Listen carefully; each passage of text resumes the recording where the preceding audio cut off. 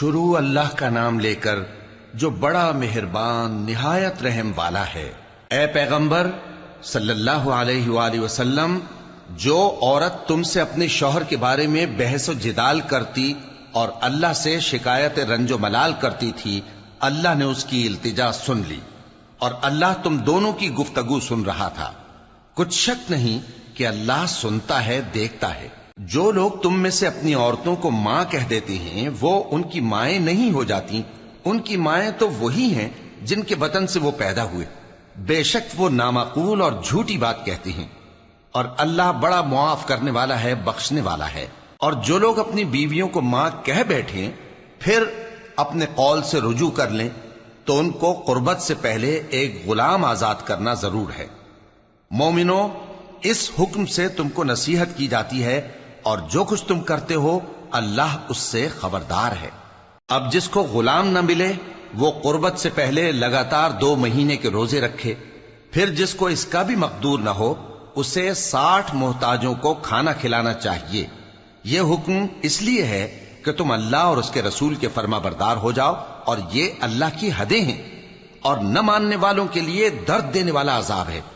جو لوگ اللہ اور اس کے رسول کی مخالفت کرتے ہیں وہ اسی طرح ذلیل کیے جائیں گے جس طرح ان سے پہلے لوگ ذلیل کیے گئے تھے، اور ہم نے صاف صاف آیتیں نازل کر دی ہیں، اور جو نہیں مانتے ان کو ذلت کا عذاب ہوگا۔ جس دن اللہ ان سب کو جلا اٹھائے گا تو جو کام وہ کرتے رہے ان کو جتائے گا۔ اللہ نے وہ سب کام لکھوا رکھے ہیں اور یہ ان کو بھول گئے ہیں، اور اللہ ہر چیز سے واقف ہے۔ کیا تم کو معلوم نہیں کہ جو کچھ آسمانوں میں ہے اور جو کچھ زمین میں ہے اللہ کو سب معلوم ہے؟ کسی جگہ 3 شخصوں کی سرگوشی ہوتی ہے تو اللہ ان میں چوتھا ہوتا ہے، اور جہاں 5 آدمیوں کی سرگوشی ہو تو وہ ان میں چھٹا ہوتا ہے، اور نہ اس سے کم یا زیادہ مگر وہ ان کے ساتھ ہوتا ہے، خواہ وہ کہیں ہوں۔ پھر جو جو کام یہ کرتے رہے ہیں قیامت کے دن اللہ سب ان کو بتائے گا۔ بے شک اللہ ہر چیز سے واقف ہے۔ اے پیغمبر صلی اللہ علیہ وآلہ وسلم، کیا تم نے ان لوگوں کو نہیں دیکھا جن کو سرگوشیاں کرنے سے منع کیا گیا تھا، پھر جس کام سے منع کیا گیا تھا وہی پھر کرنے لگے؟ اور یہ تو گناہ اور ظلم اور پیغمبر صلی اللہ علیہ وآلہ وسلم کی نافرمانی کی سرگوشیاں کرتے ہیں، اور جب تمہارے پاس آتے ہیں تو اللہ تعالیٰ کے بتائے ہوئے الفاظ کے بجائے دوسرے الفاظ میں تمہیں دعا دیتے ہیں، اور اپنے دل میں کہتے ہیں کہ اگر یہ واقعی پیغمبر ہیں تو جو کچھ ہم کہتے ہیں اللہ ہمیں اس کی سزا کیوں نہیں دیتا؟ اے پیغمبر صلی اللہ علیہ وآلہ وسلم، ان کو دوزخ ہی کی سزا کافی ہے، یہ اسی میں داخل ہوں گے اور وہ بری جگہ ہے۔ مومنو، جب تم آپس میں سرگوشیاں کرنے لگو تو گناہ اور زیادتی اور پیغمبر کی نافرمانی کی باتیں نہ کرنا، بلکہ نیکوکاری اور پرہیزگاری کی باتیں کرنا، اور اللہ سے جس کے سامنے جمع کیے جاؤ گے ڈرتے رہنا۔ منافقوں کی سرگوشیاں تو شیطان کے اکسانے سے ہیں، جو اس لیے کی جاتی ہیں کہ مومن ان سے رنجیدہ ہوں، مگر اللہ کے حکم کے سوا ان سے انہیں کچھ نقصان نہیں پہنچ سکتا۔ تو مومنوں کو چاہیے کہ اللہ ہی پر بھروسہ رکھیں۔ مومنوں، جب تم سے کہا جائے کہ مجلس میں کھل کر بیٹھو تو کھل کر بیٹھا کرو، اللہ تم کو کشادگی بخشے گا، اور جب کہا جائے کہ اٹھ کھڑے ہو تو اٹھ کھڑے ہوا کرو۔ جو لوگ تم میں سے ایمان لائے ہیں اور جن کو علم عطا کیا گیا ہے اللہ ان کے درجے بلند کرے گا، اور اللہ تمہارے سب کاموں سے واقف ہے۔ مومنو، جب تم پیغمبر کے کان میں کوئی بات کہو تو بات کہنے سے پہلے مساکین کو کچھ خیرات کر دیا کرو، یہ تمہارے لیے بہت بہتر اور پاکیزگی کی بات ہے، اور اگر خیرات تم کو میسر نہ آئے تو اللہ بخشنے والا مہربان ہے۔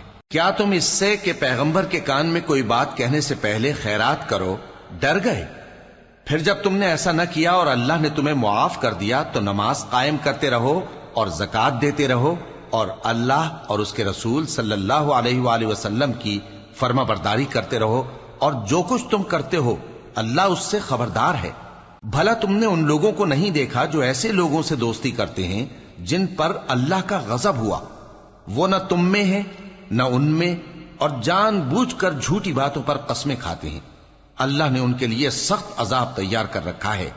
یہ جو کچھ کرتے ہیں یقیناً برا ہے۔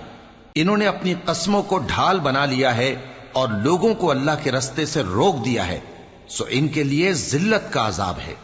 اللہ کے عذاب کے سامنے نہ تو ان کا مال ہی کچھ کام آئے گا اور نہ اولاد ہی کچھ فائدہ دے گی۔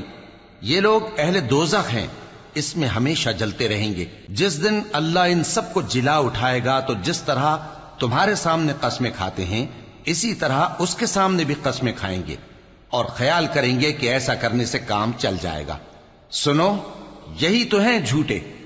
شیطان نے ان کو قابو میں کر لیا ہے اور اللہ کی یاد ان کو بھلا دی ہے۔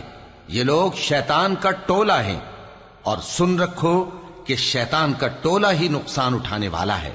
جو لوگ اللہ اور اس کے رسول صلی اللہ علیہ وآلہ وسلم کی مخالفت کرتے ہیں وہ نہایت ذلیل ہوں گے۔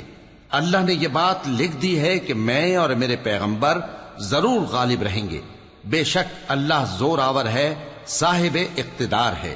جو لوگ اللہ پر اور روز قیامت پر ایمان رکھتے ہیں تم ان کو اللہ اور اس کے رسول صلی اللہ علیہ وآلہ وسلم کے دشمنوں سے دوستی کرتے ہوئے نہ دیکھو گے، خواہ وہ ان کے باپ یا بیٹے یا بھائی یا خاندان ہی کے لوگ ہوں۔ یہ وہ لوگ ہیں جن کے دلوں میں اللہ نے ایمان کو نقش کر دیا ہے اور اپنے فیض سے ان کی مدد کی ہے، اور وہ ان کو بہشتوں میں جن کے نیچے نہریں بہ رہی ہیں داخل کرے گا، جن میں وہ ہمیشہ رہیں گے۔ اللہ ان سے خوش اور وہ اللہ سے خوش۔ یہی لوگ اللہ کی جماعت والے ہیں۔